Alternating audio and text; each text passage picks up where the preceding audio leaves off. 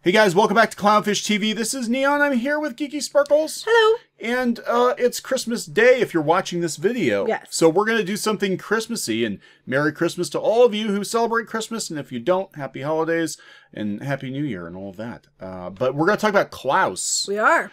We just watched Klaus this week, and oh my god. It was really good. It is so good. Klaus is kind of, I think, a new gold standard for 2D animation. I was completely blown away. And It was really good. And I don't say that very often about very many things. I certainly didn't expect that from this movie on Netflix, because Netflix is really kind of a mixed bag. Right. But my god, this movie was amazing on every level. So we're going to talk about that, and then we're going to talk about some of our favorite Christmas specials. Okay. You know, maybe a little bit. But so what are your thoughts, Geeky, on Klaus? Oh, it was really good. Klaus is what Disney should be doing and isn't. Yeah. I mean, I'm just going to flat out say it. Klaus is a new story. It's beautifully done. It's well crafted. The art, the 2D animation, which I think they need to go back to 2D animation, is astounding. Yeah. And Disney needs to up their game because Klaus kicks their ass. I'm just saying. Yeah. Now, the person behind Klaus actually worked for Disney. Sergio Pablos. I had to pull him up on Wikipedia, but he actually worked on a lot of Disney movies in the 90s. But yeah, the difference with Klaus, beyond the fact that, you know, technologically, it is such a step up for 2D animation, because they did hand-drawn animation, 2D animation, but then they sort of added a rendering to it, sort of like modern comic books, where I couldn't tell when I watched the trailer, I couldn't tell if it was 2D animation or 3D animation with a filter. But it is hand-drawn 2D animation, and it's beautiful to look at. I mean, it's just everything, the character designs, the backgrounds, everything. It's such a step forward. Like I said, it's what Disney should be doing. Right, and people would love to see Disney do another 2D movie. And they haven't done a full-blown feature since The Princess and the Frog, but this is like on a whole nother level. And, you know, the difference between Klaus and most of the movies coming out of Disney now, especially under the Iger era, is that you can tell that they had a story they wanted to tell. They had feelings they wanted to convey. They had a message. This movie had a purpose. It was about story first. Yes. That's what we keep saying. They need to be about story first, characters first, and the other stuff secondary. And that's what this was. Right. This was absolutely story-driven. You know, remember when movies used to be story-driven? And now with Disney especially, everything is about, you know, IP. It's about, you know, marketing. It's about toys. It's about theme parks. They it's about insert things just so they can make toys of them. Yeah. Like Dio and stuff. Come on. We know it's just so they can cash in on toys. BB-8 and Dio were designed to be toys. You know, Disney, this movie would actually make Walt Disney proud, because this is the kind of stuff, especially with the first 5 Disney movies, you know, that he did. He was about, let's push the medium. Let's tell a good story. And this does everything right. It gets everything right. I really can't even think of any criticisms about this movie. It's just well done. Like, for example, Squid King was like, I'm not going to watch it. He's like, I'm not going to watch it. He came in, and Pinky Boo too. They both were like, I don't feel like watching it. They literally watched like 2 or 3 minutes. And then they kept watching, and they kept watching. And then Squid King's like, I'm going to sit down and watch this. And you don't understand, like, for him to sit down and watch it, it has to be really good. And he sat down and watched it. When it was over, he's like, this is my new favorite Christmas movie, hands down. Yeah. I mean, he's like, this is my favorite. And he kept going on about it and on about it. Everybody kept telling me, my mom kept saying, you need to watch this. My friend Sarah kept saying, you need to watch this, you need to watch this. It's amazing. And you know, Disney's so focused on, you know, making live actions of all their damn animations and everything else that they're not making new things. And what they do make is kind of like you said, it feels like it's more about how can we push this in the parks? How can we make IP first? This was about, this is just about telling a good story. We have a good story we want to tell, and we're going to do it, and we're going to do it in a beautiful way. Disney would have ruined this. They would have added goofy cartoon sidekicks. They would have added unnecessary musical numbers. They would have gotten bigger celebrities, I think, to do the voices, to make sure they had these A-listers. They would have completely ruined this. And this is about visual storytelling. Yeah, and this is, like, I guess the purest animation that I've seen in a long time. That this isn't about trying to create a new IP. This isn't about, it's just about making a damn good movie, pushing technology, pushing the storytelling. Innovation. innovation, and it good is. storytelling. Well, Disney used to be. Yeah, this looks nothing like anything you've ever And he seen worked before. at Disney when they were, when they started bringing back animation and doing all the good stuff. So, this person's coming. It's kind of like Don Bluth came from Disney too, and then he did all the things he did, and he made a lot of really cool, awesome things as well. And it's just like this idea of pushing and doing amazing things. Yeah, he worked at Disney in the late '90s. When they started getting the ones that people, they're underrated, like Hercules, Tarzan, Treasure Planet. Yep, Hercules, Hunchback, Goofy Movie, Treasure Planet, and then he's best known for Despicable Me. He came up with the initial concept for Despicable Me, and I guess Smallfoot too, which is weird because it doesn't feel anything like this movie. But this was just an amazing movie, and critics and audiences love it, and it's just a shame because I think because it's not a Disney or DreamWorks movie, it's going to get buried. And it should not get buried. This is what Disney, DreamWorks, they should aspire to be now. Yeah. And they're not. It made me cry. It was beautiful. It just, it's just amazing. If you haven't seen it, you have to see this. It is amazing. And like I said, Squid King is like, this is my new favorite movie for Christmas ever. Yeah, and if people have been watching the channel for a long time know that we can be very critical, and we usually have a lot of nitpicks. I literally have nothing bad to say about this movie. I can't think of any negative. Like everything in this movie works. Everything, the character designs, the visuals, the humor, the story, the music, even. Everything works in this movie, and you have to see it. You have to see it. Yeah, Disney needs to raise themselves up to be as good as this movie. Yeah, Disney hasn't been this good in a long time. I'm just saying it, and I love Disney. People are like, how can you love it? I do. I still do. I don't like some of the things I don't like some of the choices they're making, and I really haven't liked in the last 2 or 3 years some of the things they're doing. But I would love to see a return to this. Actually, I would love to see more of this by this person. I mean, it's just beautiful. It's amazing.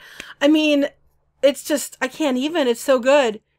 It's just so good, and it's so well done, and like we keep saying, story first, characters first. Put that first. Make that your first and your foremost priority in doing these kind of things, and you're gonna make something amazing, and that's what they did. Yeah, and the funny thing about this is they kind of undersold it. Like Netflix, look, they market their movies or whatever, but the trailer doesn't do justice to the actual movie. In fact, we saw the trailer, like, wow, that looks, visually it looks really cool. We'll check it out. That looks really neat. When we get time, we'll get to it. And it's one of those movies, it's like, no, you need to make time. Especially now, the holidays, you need to make time. You need to watch this movie and see what animation, good 2D animation could be. It could be, yes. And it can be. It can be. And I would like to see more 2D animation. It's one thing that breaks my heart about Disney now is ever since they bought Pixar, now everything looks like Pixar. Yeah. And Pixar is Pixar. Like, I'm not going to knock Pixar, but, there's something to be said about 2D animation. And the fact that they added some computer technology to it to make it look more three-dimensional. It's so amazing, guys. There's more emotion, I think, in 2D drawings because the characters, I guess, can move and squash and stretch when you're not building a render. You can kind of fudge things a little bit. That just makes it more alive. Yeah, and even with really good 3D animation, like 3D animation has come a long way. Look at the original Toy Story and compare it to like Toy Story 4. It's come a long way, but it still doesn't have the expressiveness, I don't think, of a really, really good 2D animated movie. And what's really sad about this, going back to Disney, is that when they did Mary Poppins Returns, they had gotten rid of all of their 2D animators. They had to go out and find some of the old crew and get them back together because they were determined at this point. They shut down the studio in Florida. They were determined they were going to go all in on 3D animation, that 2D was, this is something Walt Disney broke new ground again and again and again with 2D animation. What can be done, with just lines on paper, and Disney just shut it down. And they had to go out and find these guys again, and girls, to work on Mary Poppins Returns because they didn't have anybody at Disney. Can you imagine? Nobody at Disney knows how to do 2D animation And anymore. A lot of people said that was the best part of the movie. Yeah, that was the only part. They said it was like amazing. That was the best part of the whole movie. It was really good. But once you watch the animated sequences, you're kind of like, okay, it's kind of boring. But it was better than I thought it was going to be. I'll be honest, it was better. But it's just like, I'm just saying, that they need to return to this kind of, even if beyond the animation style, to this kind of storytelling. Yeah. to this kind of, you know, telling a good story and, you know, making it about story and, you know, and not worrying about how we're going to, you know, put this into a ride or how we're going to put this into a plushie we can sell. Yeah. I mean, yeah, just now, you guys following the Baby Yoda thing, they had the Mattel version, the Hasbro version. Now they have a pre-order for their own plush version. That's a Disney Store plush version. I'm like, you know, it's everything they do is just to monetize it. Which I understand that, you know, it needs to be done, but this is about just a good story. Yeah, we don't see that. We don't see nearly enough of that. There's no, you know, McDonald's tie-ins or anything like that, you know. Well, it's funny you said about, you know, being on Netflix too. Because compare this to She-Ra. And they got all kinds of flipping promotion on She-Ra. And this makes She-Ra look pathetic. But they promoted the hell out of that. The only place I've seen anybody really talking about Klaus, other than when it first dropped, like, oh, they got a new Christmas cartoon out. You know, that really undersells it. The only place they've really been raving about, like they should, is on the animation websites. Mm-hmm. You know, Cartoon Brew and Animation Magazine have been giving it the praise it deserves because it is a technological marvel to be able to blend 2D animation with that 3D rendering. It's just so good. And it looks good. But even that, like, you have movies that look good, that the story's not there. Right, I was just going to say, this has both. This is the whole package. And it has the heart that I think sometimes it's real heart, not like okay, you always hear the ways the Pixar storytelling methods, everything always feels the same. Yeah. This has got like, you know, it has some of those beats as well, but it almost feels like it has real heart as opposed to, not saying that they don't have heart, but they feel more formulated. Pixar has a formula. Yeah, Pixar and Disney even have a formula now, and it's predictable. And the early Disney movies, the early Pixar movies, you know, the reason that they call it, you know, the Pixar formula is because it wasn't the norm. It was good, and it still is good. But what I'm saying is sometimes they feel like, I don't want to say stiff, but like, you know, Coco was pretty good. They got it there too. I think it was more organic, but it's almost like it feels like they give you the feels, but you can tell they're setting out to get you in the feels. This one just sounds like it's a good story that happens to get you in the feels. You know what I mean? Yeah. It's hard to explain, but there's a definite difference.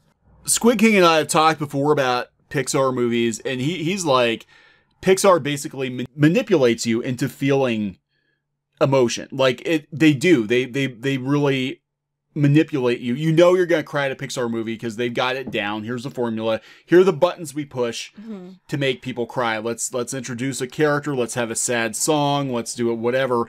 And this one, I didn't feel manipulated. I think that the emotion was. That's what it is. Yeah, I think the emotion was genuine.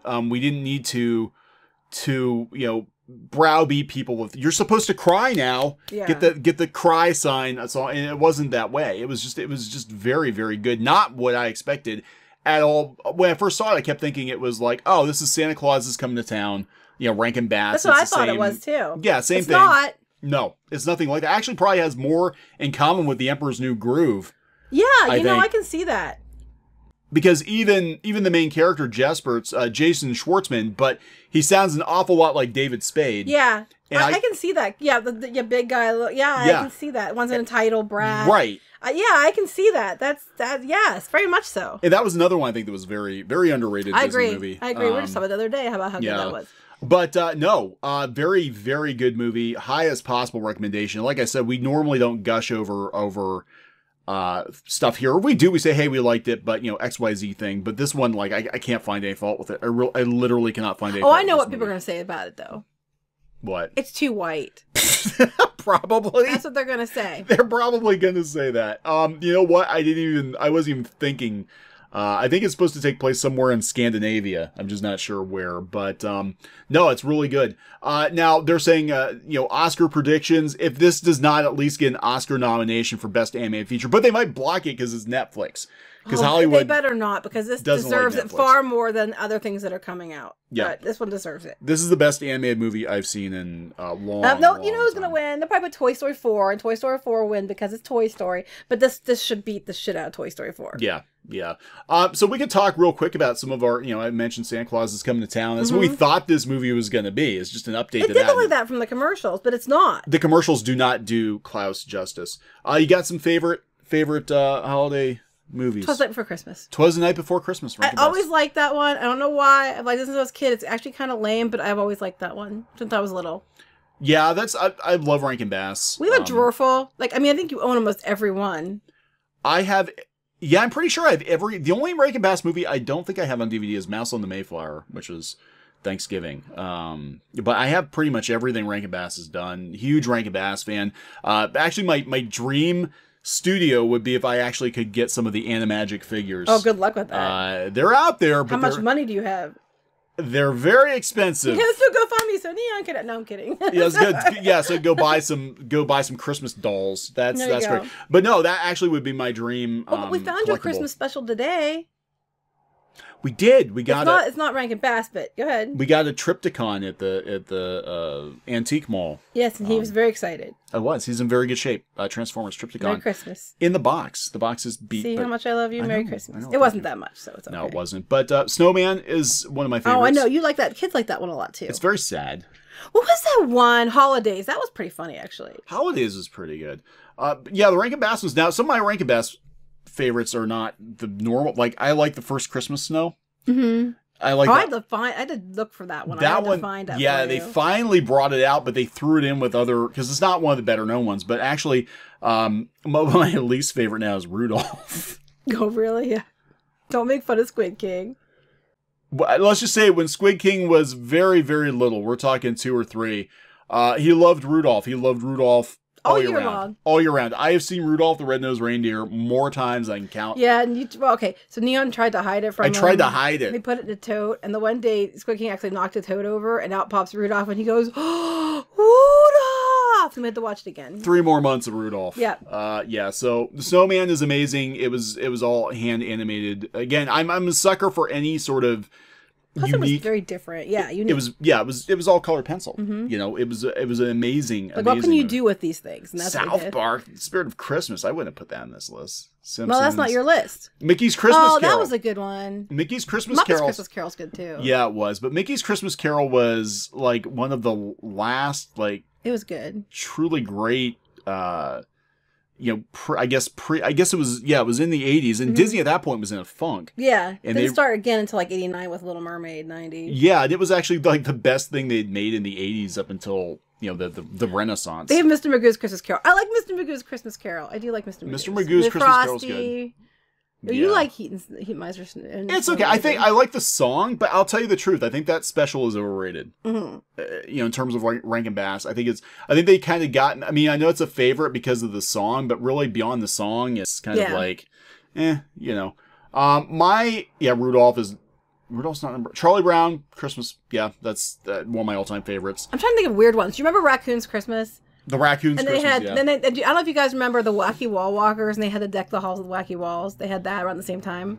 The Claymation Christmas, Will Vinton, which actually, Will Vinton Studios became Leica, which does Coraline and... Oh, I didn't know that. So they actually, I believe that's what happened, that they became Leica. Other ones that were weird, but I remember from a kid, Ziggy. Ziggy's... You probably know who Ziggy is. Okay, so this is getting... Okay, so Richard Williams worked on that. Richard Williams, who passed away recently, he was considered an animator's animator, and he worked on Ziggy's Gift, and you can tell because he was just amazingly, his stuff was very well. He worked on the Roger Rabbit animation, but he seemed to work at a higher frame rate. But Ziggy's Gift was really good. Mm-hmm. It was better than it should have been because people are like, who the hell is Ziggy? Ziggy was a comic book. I guess he's a bald guy who doesn't wear pants. Do they even do Ziggy anymore? I don't know. Nobody Ziggy the comic strip is honestly kind of meh, but the Ziggy's Gift was actually really good. What was another one I was trying to think of? Oh, I love with Ted Edward Bear. The Bear Who Slept Through Christmas. Bear Who Slept Through Christmas. Or was that what it was? Yes. And I remember that one. I liked that one a lot. I had a Ted Edward Bear when I was a little kid. We actually have a thumb drive that has all these really rare Christmas shows on it somewhere. I need to get those. But one of my all-time favorites is still, and it's sad this year because Carol Spinney passed away, but Christmas Eve on Sesame Street is one of my all-time favorite. That was like Sesame Street when it was at its peak, pre-Elmo, and it was actually really good, and it didn't pander to children. It was actually smart, and it was just such a good special. Had good music. I'm trying to think of all the ones I loved when I was a kid. We used to watch them all the time. I mean, we used to start watching in September. I just loved. Well, they had the Yogi Bear. Yeah, but they had two. Yeah. There was Yogi's First Christmas, and there was another one. And they used to run those. Remember, they used to run them 20-minute sections or something. For 5 days they'd run them. Yeah, they did that with I forget which Yogi Bear it was, but they were at the ski lodge or whatever. It was basically it was like Holiday Inn Yeah. with Yogi Bear was, and I forget what that one's There was called. Yogi's First Christmas, and there was that one. Oh, And one of Christmas Squid. Caper? Was that what it was? I think it was Christmas Caper. One of Squid King's favorite was, I call it Jeremy Creek. Yeah. The town Santa forgot. Yeah, he loved that one. But he loved that one when he was little. And that you couldn't get. I think we got on VHS. It was a Hanna-Barbera. They liked the Christmas Dinosaur a lot too. We had to go. Oh buy, my we had God, to go the buy Christmas that Dinosaur. one because they took it off of the streaming, Netflix, and yeah. so we had to go buy that for them. But yeah, a lot of good specials. I didn't get to watch hardly any specials this year. I was too busy, and I feel really bad because we used to start watching Christmas specials in like November, and we'd go through. Like literally, we have like 2 drawers full of anime DVDs, and then we have a massive drawer of just all Christmas specials. Do you know what one I really don't like? Leprechaun's Christmas Gold. I hate that one. It has nothing to do with Christmas. I just don't like it. It's just so bad. It's like they're trying to combine holidays with me. It's just terrible. I don't like Leprechaun's Christmas Gold. It was almost like somebody was like at Rankin Bass. They're like, "Well, we haven't done the St. Patrick's Day special yet." Yeah, but Christmas is what sells. Well, let's do a St. Patrick's and Christmas special with a Banshee, with the Banshee so we can just and Art Carney. That's right. And we're going to smush it all together. Yeah, I've never been a fan of that one. I just haven't been. Squid King told me one of his favorites is actually the Life and Adventures of Santa Claus. Mm-hmm. I had the book. I read the book before, too. Yeah, which was actually, it's weird because that reminds me of Klaus in some way. Like, I mean, obviously Klaus is better, but the same kind of like, here's the mythos of Santa Claus, how he came to be. And it was, but they do it in such a funny way. Like all the things about Santa that you know, but they do it in a way that's it's funny, but it's like you can see that happening. It was cute. Yeah, so we're gonna have to wrap this up anyway. People want to get back to their Christmas. Yeah, so get back to Christmas if you're celebrating Christmas today. Make sure you check out Klaus. Watch Klaus, amazing movie. Highest possible recommendation. Yeah, Disney, if you're listening, do more like this. Disney will ruin it. No, not Klaus. I'm saying do better stories. Yeah, you know, do better. Disney, do better. Because you know what? Because once upon a time, they were. Yeah, they were amazing. Disney just kept bringing it, and they did amazing work. Do that again, because we know you're capable. Yeah. Just saying. All right, so we're gonna wrap this one up. Yep. Please subscribe for more pop culture news, views, and rants. And Merry Happy Christmas. holidays. Merry Christmas. Hey guys, thanks for watching Clownfish TV. Please consider supporting the channel. Go to clownfishsupport.com. That's clownfishsupport.com. And if you want to join our community, go to clownfishtalk.com. That's clownfishtalk.com. Please subscribe, ring the bell for notifications. We will talk to you next time.